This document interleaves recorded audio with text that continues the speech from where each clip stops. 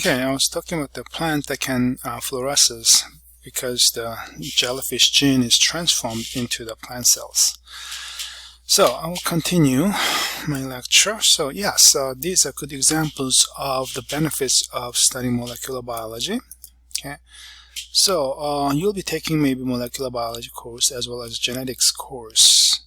Okay, so why do we need to study those? Because they are part of the big biology field. Okay, so when you study the living things, the life, how do you study? I mean, there are many ways to approach the living things. Okay, so you will probably try to study the main characteristics of the living things, and what are the big characteristics that you want to study.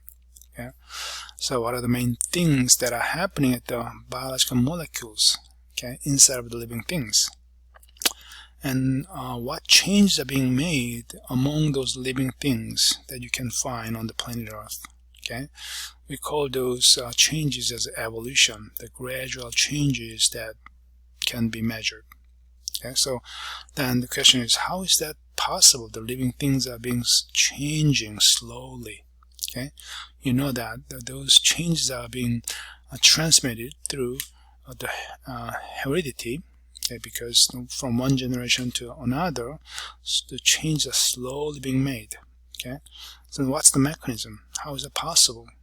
You'll know that the secret is held in the DNA molecules, because what's transmitted from one generation to another are the genetics, the genes. Okay, so if you remember the fertilization process, how the chromosomes from father and mother cells are united, and how the daughter cells are made. So the daughter cells will receive the copies of their parents' DNA, right? And then how the changes are being made? Of course, there are recombinations of the chromosomes, but is that it? And there are more so-called, the mutations and the change on the DNA. They will bring out some changes on the phenotypes as well. So in the classical study, the Mendelian genetics was the way of studying the changes, right? So-called the basic rules of heredity was observed by Austrian monk Mendel. Okay, so his finding was there are some things that are determining the principle of genetics. He defined them as alleles, and he identified the laws of segregation and independent assortments, if you remember. Okay, but he didn't know anything about DNA at the time, right? So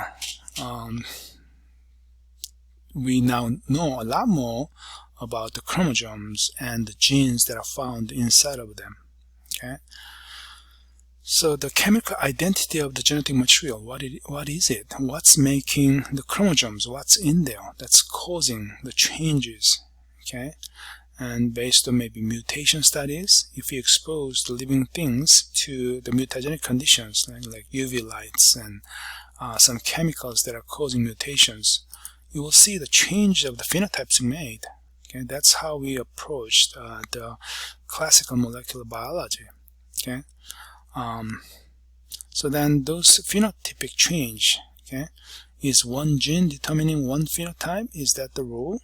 Okay, or is it just one gene determining one enzyme, or is one gene determining one protein? What's the ratio? Okay, so what's determined by so-called the unit of genetics? Okay, so at the beginning of the modern molecular biology, the scientists were puzzled on these things, because this is a history of genetics and history of molecular biology. So keep that in mind when you study through these classical molecular biology experiments that are described in your textbook. Okay, so the first study was done by the scientist and his group called Fred Griffith et al., done by 1928. Okay, so 1928, early 20th centuries. Okay? So what they were interested in was, of course, to identify what substance in your chromosome is actually determining the genetic trait. Okay, that was the question. Since the beginning of the study of genetics, starting from Mendel's, they didn't clearly understand what that was. Was that the protein molecules that maybe passed on from one generation to another was the DNA. So back in 1928, scientists were studying what that was, so-called genetic material, right? So in this classic study, what they did was what? They used the bacterial cells, okay, especially unique bacterial cell called pneumonia, okay, Streptococcus pneumonia. There are two different substrains of Streptococcus pneumonia. One is recognized as virulent, meaning it's infectious and it's causing pneumonia if the cells are infecting animals, including human. And the other strain, strain is called non-infectious. We call it non-virulent, and they have different phenotype a little bit.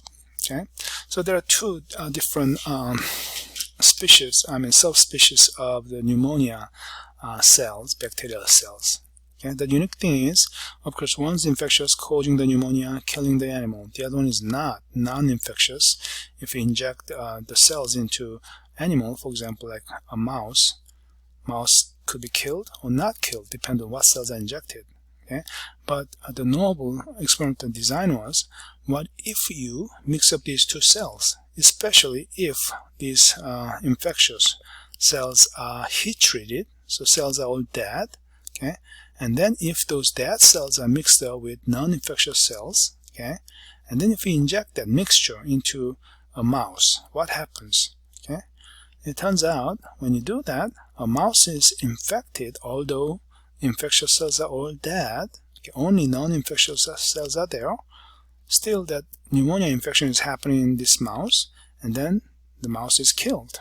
Okay, and then when you draw out the blood from this mouse, try to see what cells are found, what cells caused the death of this mouse. They found that actually the infectious cells are found there, although the infectious cells are not given to the mouse.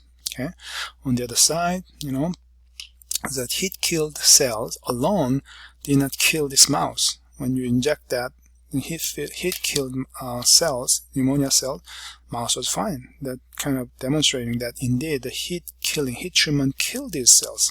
It's only when those two cells were mixed up together that mouse was killed. So they had that unique experiment and the result, and then they were kind of puzzled. Okay, so heat-killed cells are not killing by themselves, but if they are mixed up with the non-infectious cells, something happened, and that mixing is changing maybe non-infectious cells to infectious cells, and they are killing it.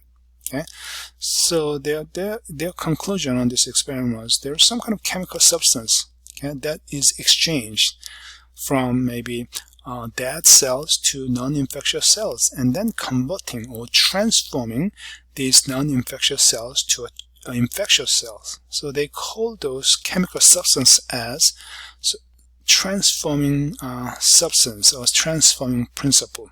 Okay, so that was the experimental conclusion by Griffith et al.